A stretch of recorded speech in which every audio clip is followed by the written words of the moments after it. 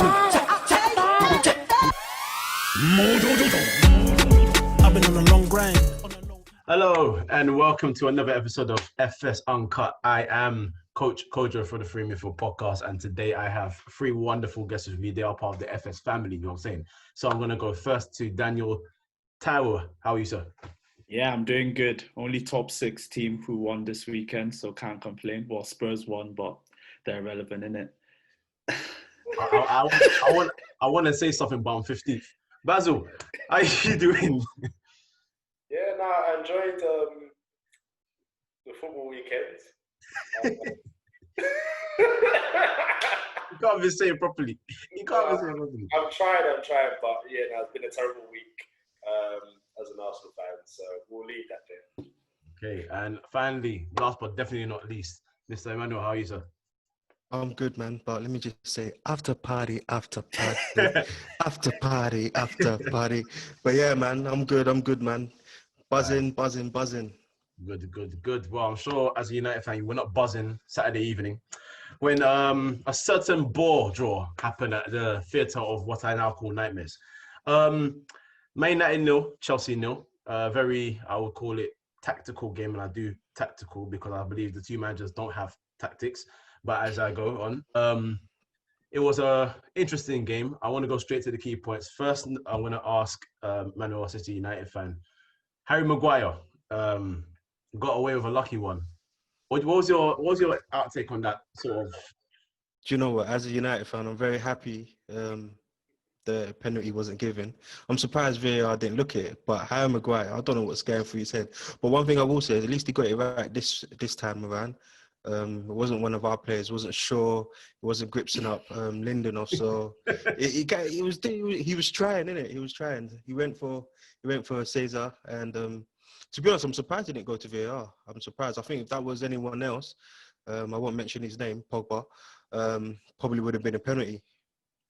I actually think it went to VAR, but I feel like they just thought it was nothing. I don't know. I mean, the guy was doing like a Samoa Joe chokehold against him. But obviously, Daniel, you're shaking your head. You completely agree that it was a penalty, right? That's a clear penalty. Like, I don't know how that wasn't given. If that's not a penalty, then, boy, we're in for a long season. Yes, we are. And Basil, now, I know you agree that it's also a penalty also, but I want you to, and because you are going on your manager right now, so I want you to talk about the certain managers of this game, Ole and Lampard. What did you make of their approach to this game? Because as a United fan, and maybe as a neutral also, if I was just watching the game as a fan, I was quite disappointed by both approach to this game. Yeah, no, both managers are a disgrace. And honestly, if that's the way that they're looking to go throughout the season, they're going to get sacked. I think Frank Lampard will probably be sacked first. Because Roman's probably looking at, I've invested almost 200 million into the squad this summer. For us to do better than finishing fourth last season, to probably challenge and close the gap behind the likes of City and Liverpool. And when you spend that kind of money to then go against a United squad, which isn't the greatest of United squad, and have that approach with no real intent to truly attack United, I think it says a lot about Frank Lampard. It shows that he's not ready to manage at the big time. And I think he'll be under pressure soon, honestly. I mean, Roman, people think, because he's a Chelsea legend, he may be given leeway. I think they forget who the owner is. That owner couldn't care less who you are. I mean, managers have been sacked for far less. I mean, Ancelotti won a league with him and he was sacked. Robert Di Matteo won the Champions League and was sacked shortly after. Mourinho came back, won silverware, and he was sacked. So I'm looking at Frank Lampard, and he doesn't seem to find a tune with the players that have come in during the summer, and I think that's quite worrying. Defensively, we've always known Chelsea were bad, but when it doesn't work offensively for Chelsea, you do have to start to worry and question whether it's the right man to actually lead them forward. And Solskjaer, finally, once again, he just shows that he has nothing about him, to be honest. He's really just no ideas, no plan B, no flexibility, no adaptability. And I think, honestly, this is last season as United manager. I think United are already planning someone else to come in for next season. Wait, can I ask a quick question? No. Yeah. Where's Donny? Why isn't Donny starting? Right. Okay.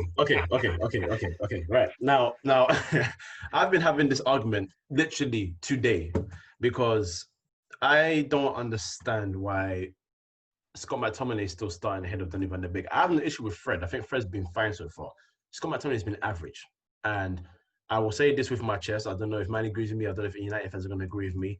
But every time I've seen Donny van de Beek, either in a cameo performance, or a cameo appearance rather, or in a Carabao game where he starts, because apparently that's the only time he can start, he has performed pretty much better than most of the midfielders that we have right now. In fact, he's probably been our best midfielder. Fact, I'm just going to say it like that. Debut goal against Palace in his first game where everyone was poor. He came on, made a bit of a difference. And then against Newcastle, against PSG, when he came on, literally went ahead and took the game and won it. He's making these differences, and you can see his intelligence and his ability on the pitch. However, I was also shown that a midfield three of Fred, Scott McTominay, and Bruno Fernandes have not lost a game yet together. So that's probably what Ole's thinking, because he's going to say it works. Me personally, I don't see what works, but... Remember, Mustafi went 22 games without losing. Doesn't mean he was good. And that is the perfect segue. Wonderful.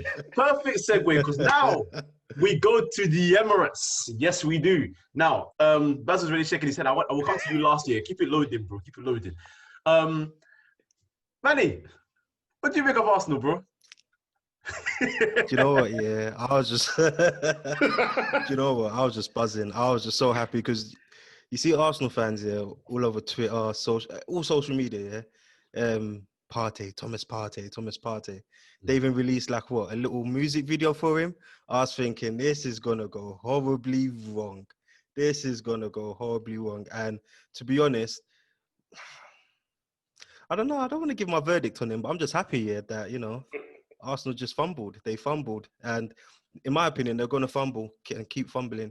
I think with what's going on with Ozil as well, it's just not a good time for Arsenal. And Arteta, I think Basil said last week that he's, with Arteta, he's a yes man. And I don't know, looking at him, I think he is a yes man. I don't think he's going to get far with Arsenal. So, yeah, I'm just happy, man. Thomas Partey.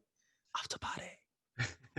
Daniel, you have signed wonderful players like Xabi Alonso, Fernando Torres, Luis Suarez, Mohamed Salah recently as well in the last couple of years, Alisson, and of course Van Dijk. Have you ever in your lifetime given any of these players WWE entrances before a game? Hey, that was a disgrace. I'm not gonna lie. Like, whoever's running Arsenal have just been making comical decisions, from Aubameyang's contract signing, putting the Black Panther mask on the desk, and then giving Partey a WWE entrance. Boy, I don't know what they're smoking over there at the Emirates. It's ridiculous. Just like your owner, just dropping them bars again. Mate, it's ridiculous. And Basil, now I'm gonna let you go on your rant in a minute, but I just want to say a lot of Arsenal fans have blamed Mustafi. Now, Mustafi was out since July with a knee injury, had surgery on his knee. Obviously, if you don't play minutes, people talk about fitness and that. You can get back to fitness, but sharpness is another thing. But more to the point, in conceding your goal, you're so out of shape that Bellerin, Mustafi, and Gabriel were more to the right side of the pitch, and Kieran Tierney was way on the other side on his left by himself. And you're trying to get Xhaka, who does not have any sort of defensive awareness in any time of his career so far, on that side by himself. But somehow Mustafi gets all the blame. Where does the English? Where does the English lesson? Where does the blame lie for you? It lies in a number of places. I think the manager has to take blame in terms of the shape and how he set up. I have zero idea as to what Xhaka's role was yesterday. He's absolutely redundant in that Arsenal team. Shouldn't be starting games for Arsenal anyway. But ultimately, he was playing like a role where he's like a central midfielder / the third centre back to pick up the ball. And also, when you look at the goal, I think he's more to blame than Mustafi. Yeah, we know Mustafi was sleeping, but what do you expect from Mustafi? But when that ball goes over the top, Xhaka has zero defensive abilities or zero awareness as to what is going on around him. And because obviously Xhaka falls asleep and obviously checks Under's run off him, Gabriel has to depart his position to sort of try and cut out that danger. And because of that, because Mustafi's already sleeping, Vardy's on his own for his head up. So I think, Xhaka's to blame. Mustafi's also to blame, but also Arteta to blame for the way he set up Xhaka in back row in the Arsenal team. So it's a combination of those factors. And why is Aubameyang playing right wing this week? Listen, I have zero idea what Arteta's doing, honestly. I just want logical explanations to why he makes these decisions. I mean, oh, goodness gracious. Like, honestly, I'm just lost for words. I don't even want to...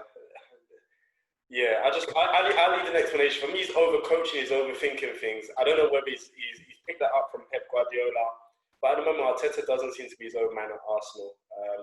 Yeah, Aubameyang, I mean, Aubameyang, here's the thing. If Aubameyang is not going to play up front as a 2, then leave him on the bench. He's redundant outside on the right or the left. He doesn't know how to play wing. He doesn't have the ability to run past players as he once did. And he floats in and out of games when he's out wide. Either play him up front as a 2, play him up front as a single man if that's what he wants to do, but don't play him out wide. It's bad enough him being on the left where he doesn't perform. But then to switch him over to the right, I have zero idea what Arteta was expecting by doing that. I hear that. I understand that. Let's go to the team that, out of all our teams that managed to get 3 points this weekend. Bouncing back from Van Dijk's injury. Liverpool. Now, let's talk about the penalty decision first for Sheffield United, because now I understand the rules are very simple. If it's on the line or in the box, it's a penalty. Those are the rules as we know it so far. The issue for me was, even if it was on the line, I don't think that was actually a foul. But, go ahead first. What do you think of that decision? That was a diabolical decision. I'm not going to lie. That wasn't a foul. For me personally, people might say I'm biased, but Fabinho got the ball there. And don't know how the ref thought that was a foul. But we know VAR, they've been flopping this season with Maguire's decision. I can't blame VAR for that.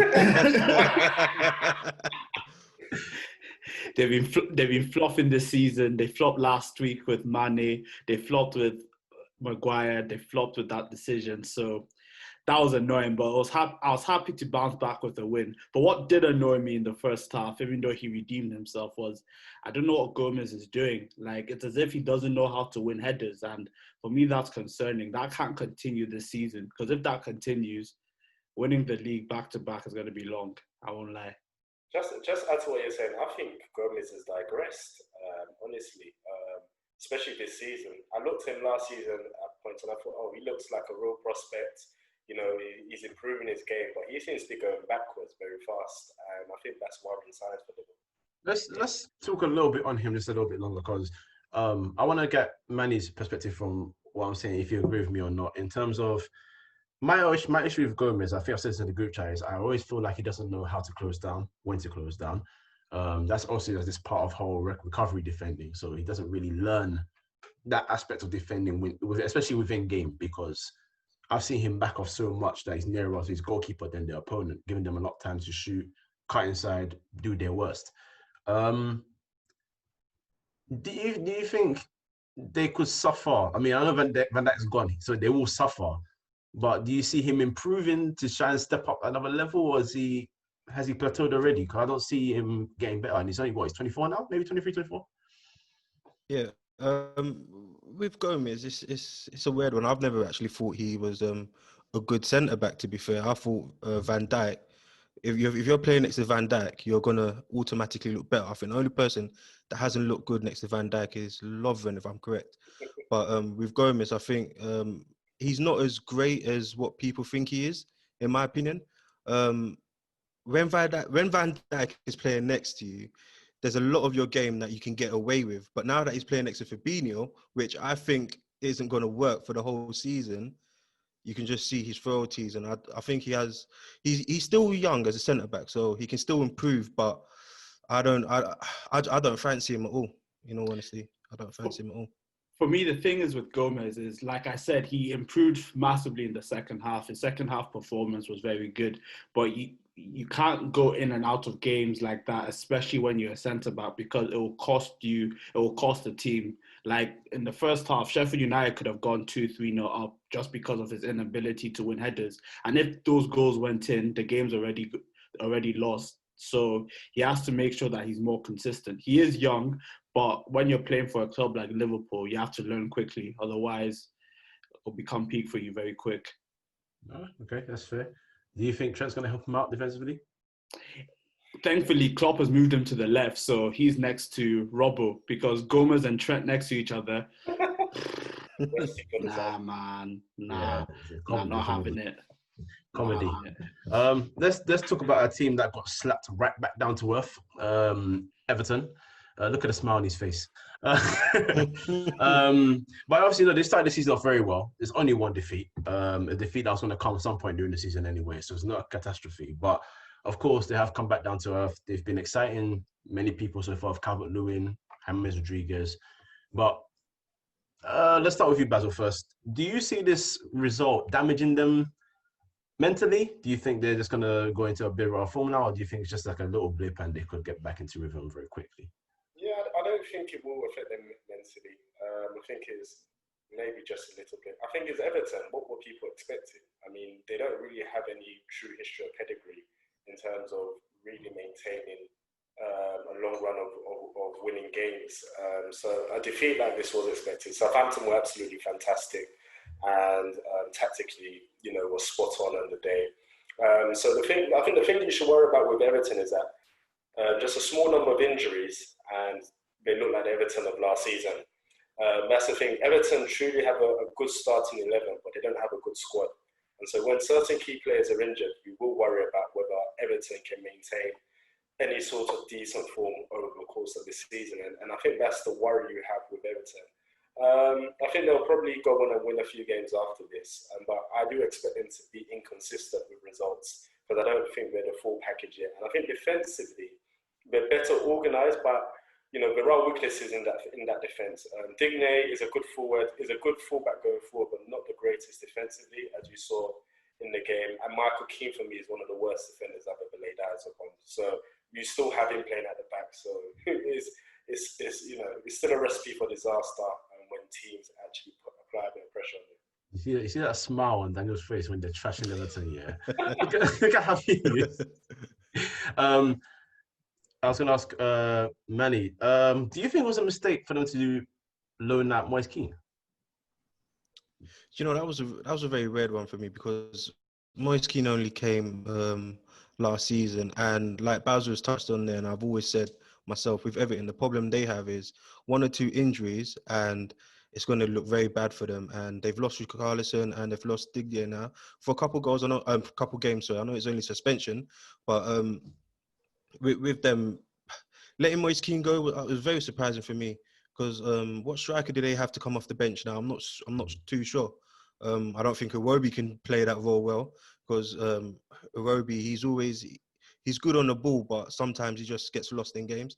So it was a very big mistake for them to loan him out. I'm surprised they did, but at the end of the day, if they can keep all their players fit, then they can do some serious damage. But with this result, I think it would be a good wake-up call for them because I think they walked into that game thinking, listen, we've been playing well and we can turn over any team. But Southampton, as a lot of us will know, they're very, very, very dangerous. Daniel, before we move on to our final subject, obviously we are recording just as Spurs had finished their game away at Burnley where they won 1-0. Very impressive result considering the bottle job the previous week against West Ham United. How important was it for them to bounce back in this game? Oh, very important because the first, I'll say, 50, 60 minutes against West Ham, they were amazing. It could have been 5-6, but then to have such an amazing performance and draw the game, that's such a morale booster. So the thing that they needed the most was a win, and the manner in which they won, a vintage Jose Mourinho away performance, defensively solid, not letting the opposition have many clear-cut chances and taking your chances. It was a perfect result for them and perfect performance. And to be honest, they're looking good this season. I can't even lie, even though I call them irrelevant. That was a slight dig. I don't really mean that, but I think they can do damage this season.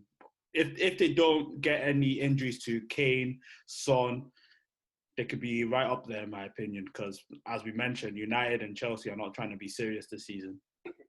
That's what you just said, just hit me. Just hit what you just said. Hey, that rattled me. Oh, God.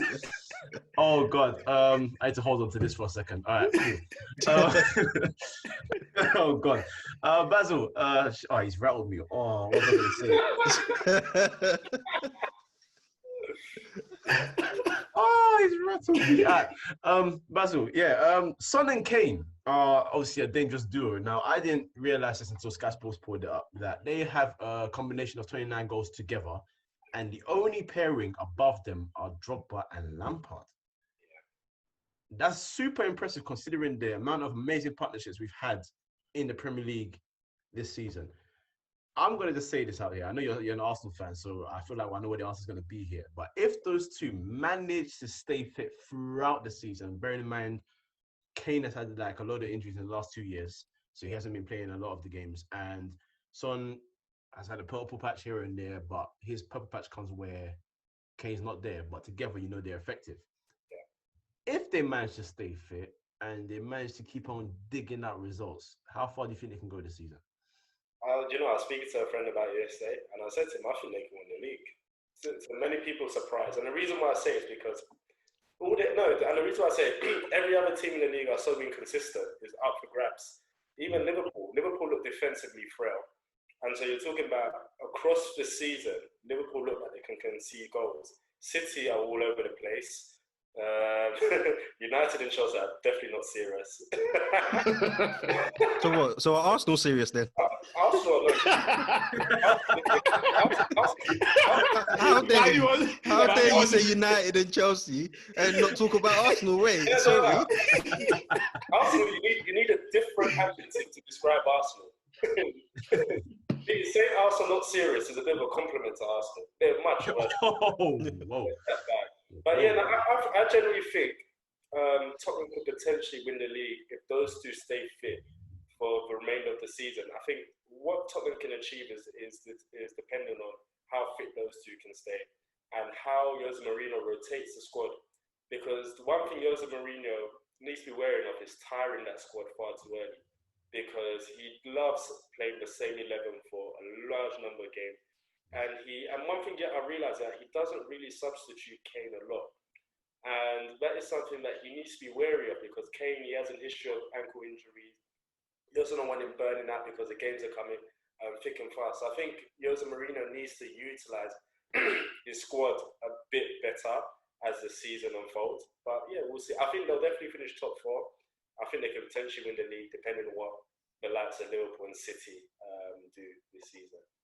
Daniel, you were shaking your head earlier. Why? Why do you not believe the Spurs can go marching in? Nah, me personally, I just can't see it. You're right about Liverpool being inconsistent and poor at the back, but we have to remember Spurs have Ori and Davinson Sanchez at the back, and those two are poor defenders in my opinion. Toby Alderweireld is not the Toby Alderweireld of previous years, and like Basil said with Harry Kane, Jose Mourinho doesn't like substituting him. He normally plays 90 minutes week in, week out, and unless he has a season like we haven't seen before, this is going to sound harsh because it might seem like I'm wishing an injury on a player, but he's due an injury due to previous seasons of what we've seen. So I don't think Kane can stay fit for the whole season. Yeah, but do you know what? Yeah, I think the way that Jose is playing him and that we draw number 10 role /9, I think it will limit the amount of injuries that Kane will get because it's not working as hard as he would usually as we've seen him work, should I say. Mm-hmm. So I think if Jose Mourinho is going to play him in that position and let Son do all the running, it could actually work out well for him because at the moment I have to apologize as well because I used to say Martial over Kane, but yeah, no, I had my reasons. Wait. Wow. No, wait. I had my reasons. Not in terms. Wait. A French player plays left wing and wears gloves. No. It was just more like in like the way he kind of plays and stuff. But this season, Kane's like I have to hold my hands up. Probably one of the best, probably the best striker after Aguero in the league. So.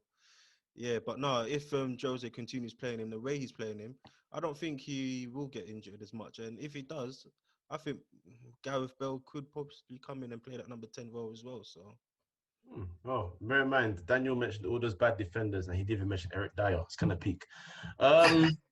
Anyway, let's go on to a more serious subject for just a second. It was sadly this weekend that we heard the passing of Jeremy Winston from the former young Man City player, just the age of 17.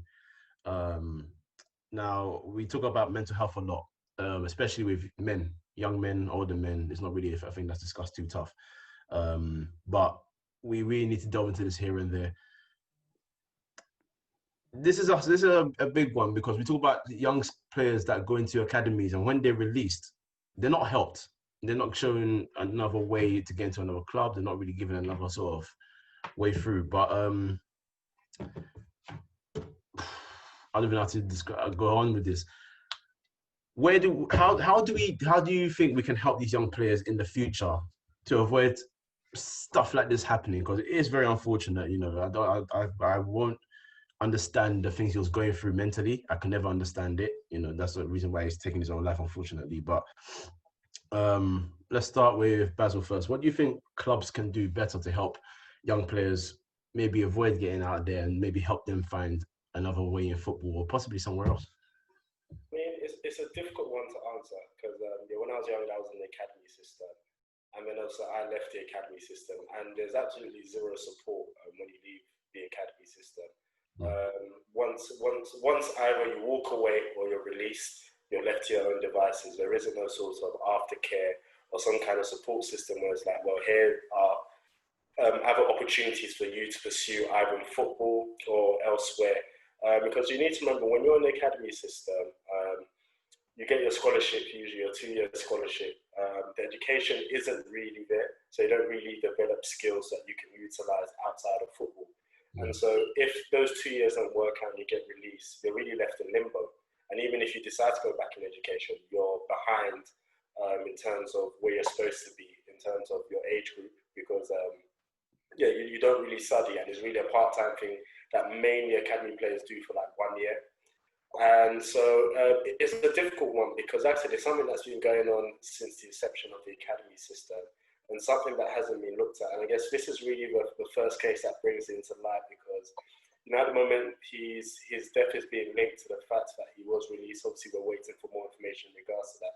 But it does shine light that, in fairness, clubs maybe need to do more in creating maybe other opportunities for players to pursue, or maybe educating players in terms of other opportunities they can pursue outside of football. Or even within the sport, if your initial ambition to make it professional in that club doesn't work out, or even having the right support system, it can get links to maybe other clubs and try out at other clubs. I think maybe having some kind of maybe academy system or system where someone can take players who have been released and obviously help them and put them into maybe other clubs which are looking for players, maybe needs to potentially come in place. But it's a difficult one to answer just because it's something that has never been explored beforehand. That's true. And I'll come to you, Daniel. And please, Manuel, please feel free to add on to what Daniel has to say. How is it? We're always talking about mental health, especially with men, as I said earlier on. How important is it now more than ever to try and tackle this? Because I know we have the stigma of men, especially as us African men. Our parents, you have to be strong, you have to be this. How do you feel we have to or try and tackle this the mental health issue for men? It's very important to tackle it. Like you said, there is a stigma with men that you have to be tough, you have to be macho. So whenever a lot of men go through things, they keep it in. And I know all of you can agree, when you're going through things, the worst thing you can do is keep it in. I think it needs to be more socially accepted for men to be weak, if I'm being honest, because it's not healthy to keep this macho persona 24/7. It really isn't. Having dark thoughts in your head, you never know what that can lead to.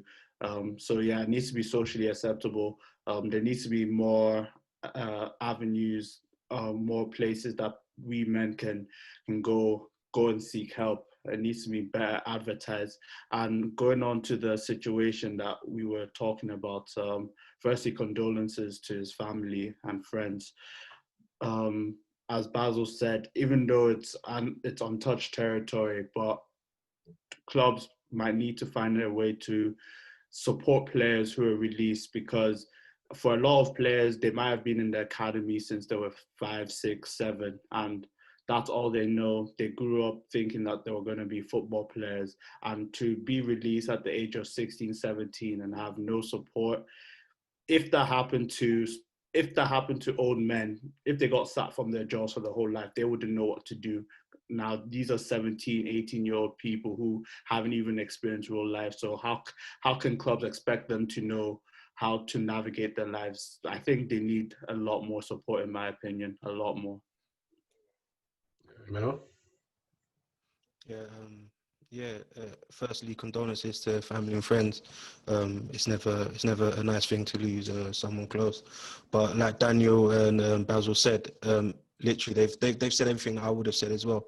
But one thing I will touch on is I think there needs to be more help, like they do over in America. I think when you have academy players, they're also supported in education as well, even around the sport itself. So, you know, obviously he got released, and he had not. From what we're hearing, it's because he got released and he was out of options. If that was to happen over in America, I'm just using this as an example.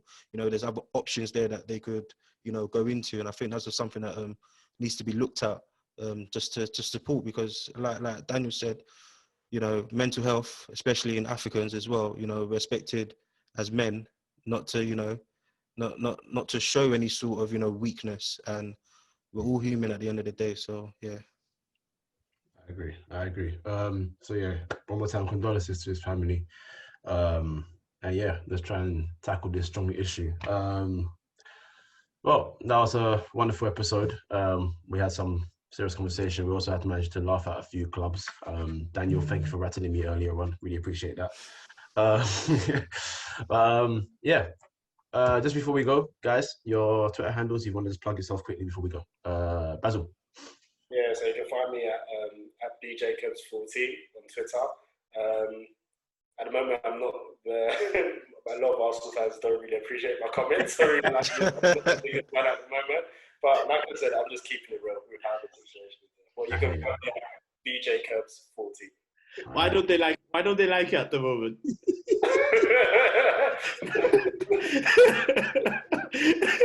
For those reasons, shall not be said.